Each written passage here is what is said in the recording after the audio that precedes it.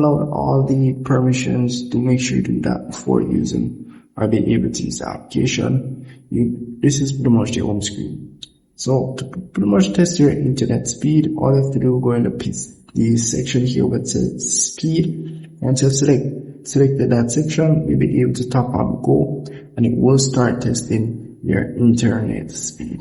It will take a while, so do keep that in mind. We'll test your ping, pretty much everything as it relates to your internet speeds and so forth.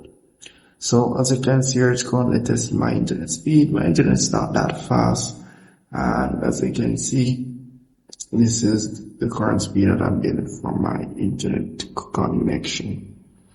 So not very fast. Also, you can test your video speed as well using the application, and it will take a while as well. So it will just load up some random videos and so forth.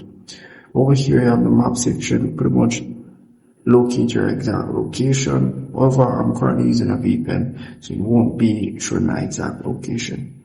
So down here where it says VPN, you also do get a VPN to use with this application, and it's really just simple.